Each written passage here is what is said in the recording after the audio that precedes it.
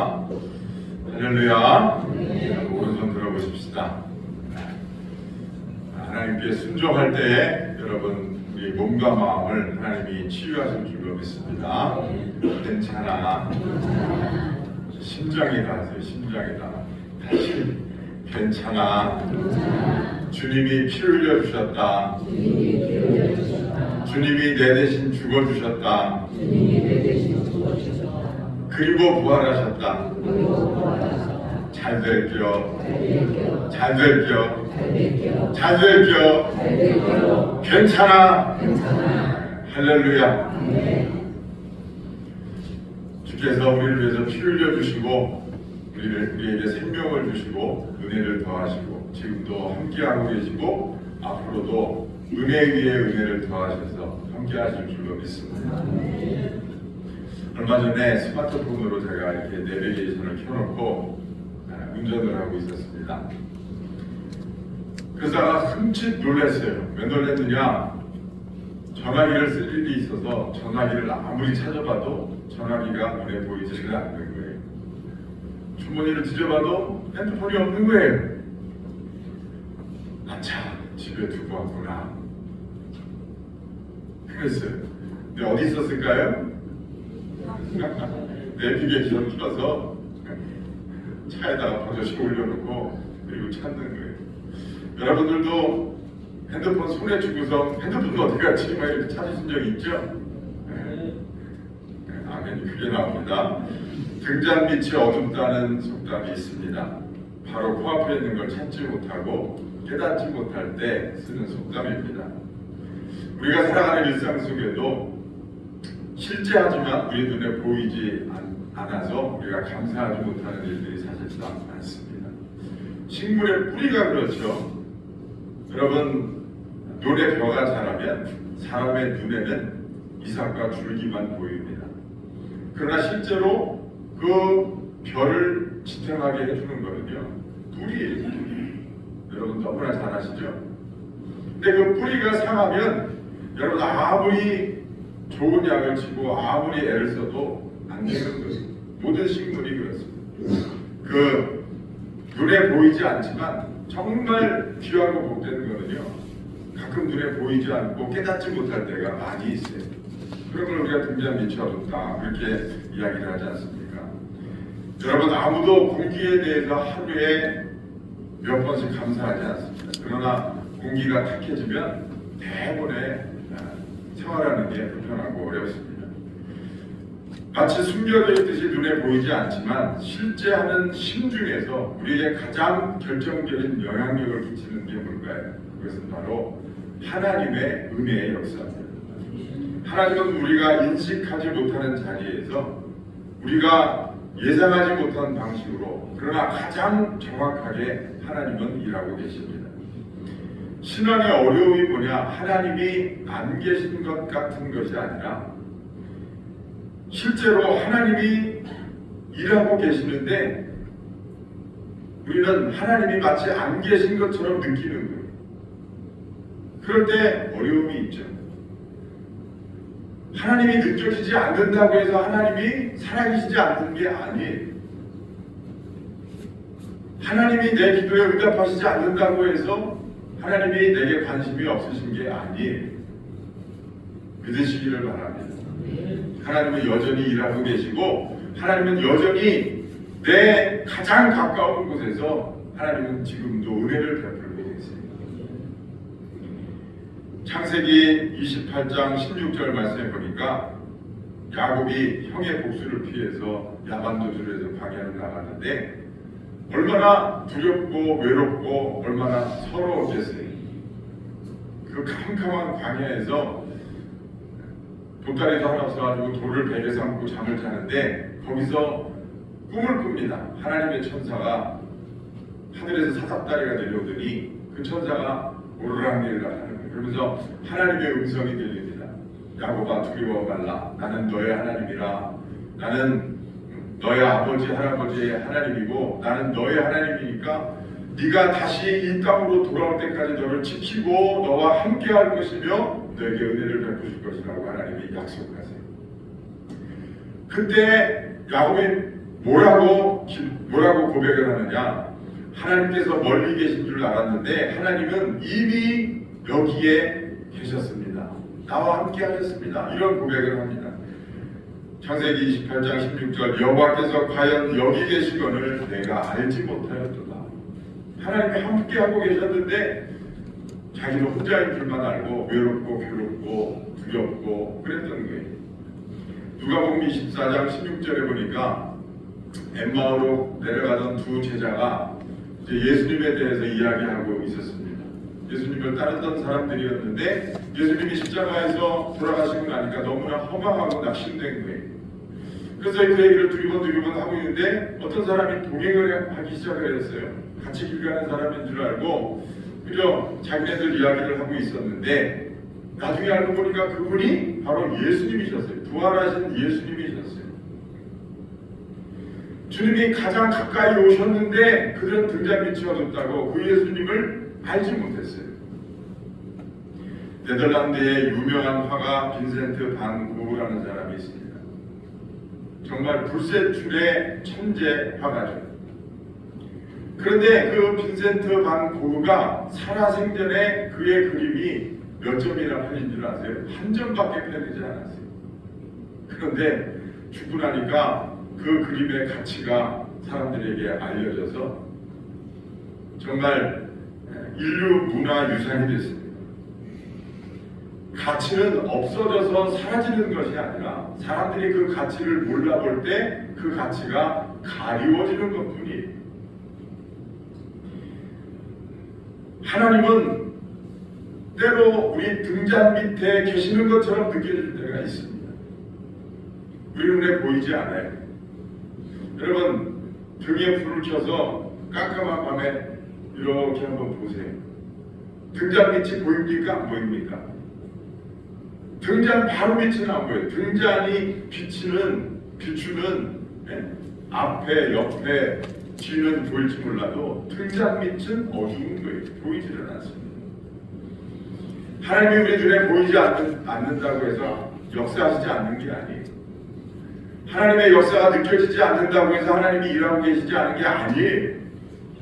여러분 등잔 밑에서 일하고 계시는 하나님을 보실 수 있는 영의 눈이 열리시기를 주의 이름으로 축원합니다. 내가 영의 눈이 어두워져 있으니까 사실은 등잔 밑에 숨어 계신 것처럼 느껴지는 것이지 하나님은 버젓이 내 앞에서 내 안에서 일하고 계세요. 주님은 눈에 보이지 않게 나를 지켜주고 계시고 나를 위해 싸우고 계십니다. 하루는 엘리사를 잡으려고 아람 왕이 아람 군대를 도단성에 보냈어요. 그래서 포위를 했습니다. 꼼짝없이 죽게 됐어요. 아침에 일어나서 그 엘리사의 종 게하시가 커튼을 열고 보니까 아람 군대가 온 성을 다 포위하고 있는 거예요. 그래서 엘리사한테 달려가가지고 주인님 큰일 났습니다. 지금 뭐 아람 군대에서 군대를 보냈는데 아람 왕이 군대를 보냈는데 어마어마합니다. 어떡합니까? 근데 엘리사는요 딱 보니까 그 성을 포위하고 있는 아람 군대를 포위하고 있는 큰 불말과 불병거가 눈에 보이는데 하나님이 보내신 천군 천사예요. 할렐루야. 그 천군 천사를 볼 수 있는 엘리사와 엘리사의 종은 근본적으로 다른 거예요. 여러분 우리가 하나님의 은혜의 역사를 보지 못하면 위축당할 수밖에 없고 두려울 수밖에 없는 거예요. 세상 살아가는 게 걱정이고 아침에 일어나면 한숨부터 나올 수밖에 없는 거예요. 어떻게 하나 평생을 그렇게 사는 거예요. 그런데 여러분 하나님이 보내신 천군 천사를 보는 엘리사의 눈을 가지면 엘리사가 뭐라고 했느냐? 하나님께 기도하기를 아버지여 하나님이여 저 종의 눈을 열어 하나님이 보내신 불병거와 불수레를 보게 하옵소서. 그래서 하나님이 그 종의 눈을 열으셨어요. 보니까 지금 아람 왕이 보낸 군사는요 조족지에 해발의 피해. 하나님이 일하시는 것이 보이면 강하고 담대할 수 있습니다. 여러분 위축당하시지 마시고 눈을 열어서 일하고 계시는 하나님을 보실 수 있게 되기를 바랍니다. 여러분, 사람의 폐가 우리가 의식하지 않아도 계속해서 숨을 쉬게 하는 기관입니다. 사람은 하루에 2만 번 정도 숨을 쉰다고요. 잠들어 있을 때도 아플 때도 폐는 말없이 산소를 들이마시고 이산화탄소를 내뱉고 합니다. 숨이 막혀봐야 내가 숨을 쉬고 있었구나. 그걸 감사한 걸 알죠. 사람의 뇌 속에는요, 대뇌와 소뇌가 있대요. 큰 뇌, 작은 뇌가 있습니다. 대뇌는 사고하고 신경 이런 거를 감당하는데, 소뇌가 하는 일은 뭐냐면요, 균형을 잡아주는 역할을 한대요.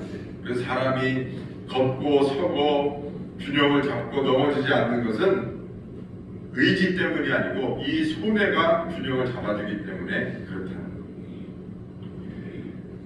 하나님 오늘도 균형 잡고 다니게 해주셔서 감사합니다 이렇게 기도하는 사람은 없잖아요. 하나님의 은혜로 그렇게 살아가고 있는데 하나님 오늘도 잘 걷게 해주셔서 감사합니다 이렇게 기도하는 사람은 없잖아요. 그런데 여러분, 이 소뇌에 문제가 생기면 한 발짝도 걸 수가 없다고요. 일어서지를 못한다고요. 오늘부터 여러분, 소뇌야 감사해. 하나님 소뇌 일 잘하게 해주셔서 감사합니다 이렇게 기도하시기를 바랍니다. 하나님이 이렇게 눈에 보이지 않게 우리를 지켜주고 계세요. 또 하나님은 눈에 보이지 않게 나를 인도하고 계십니다. 하나님은 가이더가 되세요. 내가 어떤 길로 가야 할지 잘 모르지만 하나님은 내가 부족을 시간에 나를 주의 선한 길로, 복된 길로 나를 이끌고 가고 계시다는 사실을 믿으시기를 바랍니다. 나중에 가서 알아요. 인간은 나중에 가서 알아요. 요셉이요, 형들한테 팔려가지고 애굽 땅에 갔습니다. 고생 많이 했죠. 종살이도 하고 누명을 쓰고 감옥에서 가기도 했습니다. 그때는 몰랐어요. 그러나 요셉은 끝까지 하나님을 신뢰했어요. 하나님이 나를 하나님의 길로 인도하고 계실 것이다. 여러분, 이게 말이 쉽지만 생각해보세요. 어떻게 형들한테 팔리고 죽을 고비를 몇 번이나 넘기고 자기가 정말 하나님 뜻대로 살려고 했는데 누명을 써서 감옥까지 간단 말이에요. 근데 그때도 하나님이 나를 인도하고 계시다 이렇게 말할 수 있습니까? 그것도 한두 번이지. 하나님이 함께하고 계시다 우리가 이렇게 마음 먹기도 하지만 거기서 또 자빠지고 또 넘어지고 또 안 되고 또 안 되면은요, 사람은 왜 그러지? 왜 그러지? 내가 뭘 잘못하고 있나? 물론 그런 생각도 하기도 해야 되겠지만, 하나님이 나한테 관심이 없으신가? 정말 하나님이 살아계신가? 내가 신앙을 하는 게 맞는 건가? 이런 생각까지 하는 게 인간이에요. 그러니까 여러분, 요셉이 어려운 상황 가운데서도 하나님이 내게 인도하고 계시다는 사실을 믿고 고백한다는 게 얼마나 어려운 일이에요. 그런데 요셉이 나중에 총리 대신이 됐어요. 그래서 형들을 다시 만났어요. 형들이 그 총리 대신이 자기들이 죽이려고 했던 동생이라는 사실을 깨닫고, 아이쿠야 이제 우리는 죽었구나. 그리고 용서를 빕니다. 근데 요셉이 그때 뭐라고 했는지 아세요? 두려워하지 마십시오. 형님들 두려워하지 마세요.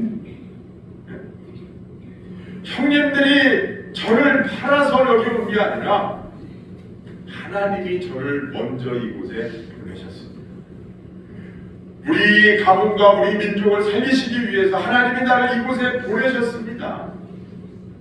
하나님이 우리를 인도하셨습니다. 하나님이 저를 인도하셨습니다. 하나님이 이끌어 주신 겁니다. 이렇게 고백을. 여러분, 운전하고 갈 때 안개가 짙으면 어떨 때는 진짜 한치 앞이 안 보일 때가 있어요. 저는 그럴 때 어떻게 운전을 하느냐, 차로를 보면은요, 가운데 차선이 있잖아요. 근데 안개가 끼면 그 가운데 차선도 잘 안 보일 때가 있어요. 또 뭐 눈이 와서 차선이 안 보인다든지 이런. 그럼 그럴 때는 옆에 가드레일을 봐요. 가드레일을 보면 또 중앙선보다 또 잘 보이는 경우가 많아요. 그러니까 그걸 보면서 한 발 한 발 나가는 거지 뭐. 빨리는 못 가니까 조금씩 가는 거예요. 그런데 그렇게 가다가 보면 어느새 목적지에 도달할 때가 많이 있어요. 여러분, 우리가 인생길에서 하나님은요 멀리 보이는 길을 제시하시지 않을 때가 많습니다. 그냥 정말 시온의 도로가 뻥 뚫려서 앞길이 훤하게 보이면, 내 인생의 앞길이 훤하게 보이면 얼마나 좋겠어요. 그러나 마치 칠흑 같은 어둠을 걷는 것처럼 한 발 한 발 내딛는 것을 모르는 것이 사실은 인생이에요. 오늘 어떻게 될 줄 알아요? 5분 뒤 10분 뒤도 몰라요, 인간. 그렇지 않습니까? 그러나 우리가 멀리 내다볼 수는 없지만 한 발 한 발을 하나님을 의지하고 하나님을 신뢰하면서 한 발 한 발 내딛다 보면 우리가 나중에 하나님께서 여기까지 나를 인도하셨구나 라고 고백할 때가 반드시 옵니다. 하나님은 나를 보이지는 않지만 나를 인도하시는 하나님이세요. 하나님은 아브라함에게, 아브라함아, 너 내가 네게 지시하는 땅으로 내 본토 친척 아비 집을 떠나서 내가 너에게 지시하는 그 땅으로 가라. 하나님이 너 가야 되는 땅이 거리가 얼마나 돼 있고, 방향이 어디고, 시간이 얼마나 걸리고, 무슨 일이 있을 거고, 이런 거 얘기하지 않으세요? 너 내가 지시할 땅으로 가라. 아브라함이 아멘. 그리고 오늘을 사는 거예요. 오늘을 사는 거야. 어디로 가야 되는지, 어떻게 가야 되는지 몰라요. 그러나 하나님을 의지하고 신뢰하기 때문에 아멘하고 따라 나서는 거예요. 나중에 여러분, 그 가나안 땅에 가서 아브라함이 하나님이 나를 인도하셨다, 하나님이 나와 함께 하셨다, 이렇게 고백하는 거예요. 여러분 인생길이 여러분 눈에 보이지 않아도 두려워하지 마십시오. 하나님이 여러분과 함께 하시고 하나님이 여러분들을 부지불식간에 인도하고 계시다는 사실을 믿고 여러분 담대히 주님과 함께 동행하며 걸어가시기를 주의 이름으로 축원합니다. 여러분, 하나님은 또 눈에 보이지 않게 내게 힘을 주시고 위로하십니다. 힘을 주시고 위로하세요. 사태 건축이 진행되고 있습니다. 지난 5월에 시작할 때부터 여러 가지 어려움이 있지만 첫 난관이 뭐였느냐? 건축 현장에 관리 감독자를 세우는 일이었어요. 그런데 아무나 세우는 게 아닙니다. 자격이 있어야 돼요. 건축 관련 자격증이나 건축 관련 학교를 졸업해야 됩니다. 그래서 우리 교회에서도 여러분들이 도와주셨어요. 그래서 우리 한상길 장로님 처남 장기훈 집사님이 이제 건축 관련 또 자격증이 있다고 해서 그분을 또 우리 이제 건축하는 일을 좀 도와달라고 부탁을 해서 처음에는 이제 그분 자격증을 이렇게 넣었는데 아주 미묘한 차이로 그 자격증이 안 된다는 거예요. 그래가지고 또 장자 장로님 친구분이 또 그런 쪽에 또 자격증이 있는 분이 있다고 해가지고 또 그것도 해서 넣어보고 그런데도 안 된대요. 그러니까 이게 그 법령인가요? 그 공무원들이 유권 해석을 하다가 보니까 그 사람들은 이게 단어 하나만 틀려도 나중에 이게 자기네들한테 빌미가 될 수 있어, 책임의 빌미가 될 수 있으니까 그걸 잘 안 해주는 것 같아요. 그래가지고 그것 때문에 하여튼 몇 달 동안 애를 먹었어요. 그래가지고 이제 뭐 건축이 그게 돼야 사실은 착공계가 나오고 그래야 이게 건축이 시작이 되는 건데 우리는 지금 이제 시간이 없으니까 설계 사무소에서 먼저 이제 건축을 할 수 있도록 이렇게 허가를 해줘서 이 건축이 이제 되고 있는데 이제 그 착공계를 내야 되거든요. 그래서 답답해가지고 그 시공사에 우리가 이제 맡긴 그 시공사에 거기는 이제 건축 관련 자격증을 가지고 있는 사람들이 많잖아요. 그 사람들 명의 좀 쓰자. 그렇게 해서 연락을 했더니 300만 원을 내야 된다. 명의 빌리는 데만 300만 원이에요. 너무 아깝잖아요. 그래가지고 또 제가 그 조대원 장로님 그 아들이 그 건설회사에서 일하고 있잖아요. 그래서 혹시나 해가지고 또 전화를 해봤어요. 그래가지고 이런 일이 있는데 혹시 그 자격증 있는 사람 좀 빌릴 수 있냐 그랬더니 그 조장로님 아들이 자기 건설 경력증 그런 거를 이렇게 보내왔더라고요. 그래가지고 그거를 이제 전달하고 또 보내더니 건축자가 들어가야 되는데 건설이라도 안 된다는 거예요. 이게 자격증이 있거나 건축 관련 학교를 졸업하면 된다는 거예요. 그래도 생각해보니까 저희 집 아들이 그 한동대학교 건축과를 나왔어요. 그래가지고 건축학과 나왔는데 네? 졸업장 갖고 되냐니까 된다는 거예요. 그래가지고 또 졸업장을 부랴부랴 떠가지고서 또 넣네요. 근데 건축학부인데 전공이 도시 환경 시스템 뭐 이런 거예요. 그러니까 거기 건축자가 안 들어가는 거예요. 그것도 빠꾸 맞았어요. 야, 그래가지고 참 진짜 300만 원을 내야 되나. 그래가지고 제가 장기현 집사님한테 집사님 뒤에 100만 원에 좀 해보세요. 300만 원 얘기했는데 100만 원은 좀 어렵지 않겠냐고 그래요. 하여튼 일단 얘기를 해보시라고. 근데 가만히 생각을 해보니까 제가 고등학교 때 건축 공부를 한 적이 있었어요. 그 생각이 푹 나는 거예요. 그래가지고 제가 전화를 해가지고 고등학교 졸업장도 됩니까? 된대요. 그래서 제가 졸업한 그 고등학교에 40년이 넘었죠. 부랴부랴 전화를 해가지고 졸업장 될 수 있냐 그랬더니 되죠.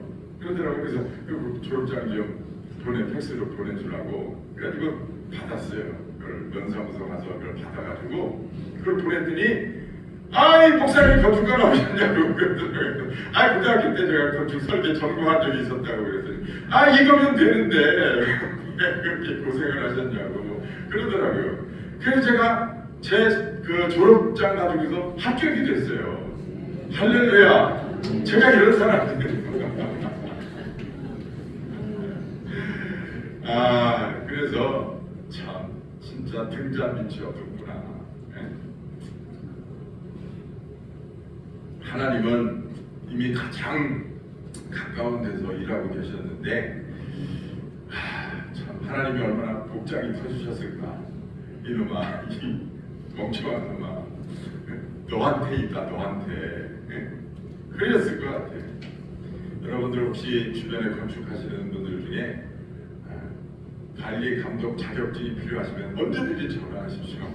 제가 300만 원이 아니라 3만 원만 받고 농담입니다. 그냥 공짜로 빌려드릴 테니까 언제든지 연락하십시오. 주님은요 우리에게 힘과 용기를 주세요. 그래서 힘들 낙담했던 마음이 그렇게 쉽게 풀리고 나니까 얼마나 위로가 되고 힘이 되는지 몰라요. 지정 부장님, 제가 300만 원 벌었습니다. 주님은 눈에 보이지 않게 우리를 가르치고 계세요. 모세가 젊은 시절 자신이 민족을 구원할 수 있을 줄 알았습니다. 그런데 하나님이 모세를 광야에다 가둬놓고 40년 동안 거기서 가르치시는 거예요. 거기서 하나님은 아무런 말씀도 하시지 않고 어떤 계시도 주시지 않고 어떤 일을 맡기시지도 않으셨어요. 그런데 나중에 모세가 지나고 보니까 그 40년 동안에 모세가 뭘 배웠느냐? 광야의 지형을 배웠고 또 거기서 인내하는 법을 배웠어요. 그리고 하나님을 신뢰하는 법을 배웠어요. 하나님께서 그 광야에서 나를 훈련시키시고 나를 가르치셨구나. 그때는 몰랐는데 하나님이 등잔 밑에서 나를 부르셨고 택하셨고 하나님이 나를 훈련시키셨구나 라는 사실을 나중에야 깨닫게 됐습니다. 트루엣 캐시라고 하는 미국의 유명한 프랜차이즈 치킨 창업자가 있습니다. 그는 남침내교의 평신도 지도자였고 사업을 하면서도 그의 사업 첫 번째 원칙이 뭐냐? 주일 성수였어요. 세상이 무너져도 주일을 지킨다. 하나님 앞에 11조는 정확하게 한다. 이게 그의 철학이었어요. 그는 8살 때 미국의 대공황기를 맞았습니다. 그래서 아버지가 사업에 수시로 실패를 했어요. 그래서 이 트루에 계신 어려서부터 신문 배달을 하고 식당 호드렛 일을 하고 하면서 교육을 제대로 받지도 못했어요. 그렇게 고생할 때 그는 몰랐습니다. 그런데 나중에 성공하고 나서 이렇게 고백을 합니다. 나는 성공을 꿈꾸기 전에 먼저 하나님께로부터 믿음과 섬김을 배웠다. 그 고생을 하면서 하나님이 제게 주신 성공은 나를 위해서가 아니라 이웃을 섬기라고 주신 것이다. 주일 성수를 원칙으로 하면서 하나님 우선이라고 하는 것을 배웠고 11조를 하면서 하나님이 모든 세상의 물질을 주관하시는 분이라는 사실을 배웠고 노동을 하고 힘든 일을 하면서 사람을 섬기고 사람의 노동이 얼마나 귀한 것인가를 배웠습니다. 그런 경험을 토대로 사업을 했더니 사업이 안 될 수가 없죠. 그래서 하나님이 내가 모르는 사이 나를 훈련시키시고 나를 가르치셨다고 하는 그런 고백을 하게 된 겁니다. 사랑하는 여러분, 하나님은 멀리 계셔서 안 보이는 경우보다 너무 가까이 계셔서 우리가 못 보는 경우가 더 많습니다. 등잔빛이 어두운 이유는 빛이 없어서가 아닙니다. 내가 너무 익숙해져서 고개를 들지 않기 때문입니다. 지금 당장 설명되지 않는 상황 때문에 여러분 하나님이 계신가 의문을 품지 마십시오.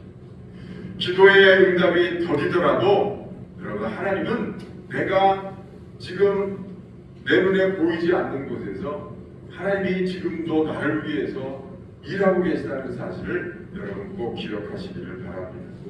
여러분 하나님이 보이지 않아 안타까우십니까? 여러분의 등잔빛을 자세히 살펴보십시오. 여러분의 삶을 자세히 들여다보세요.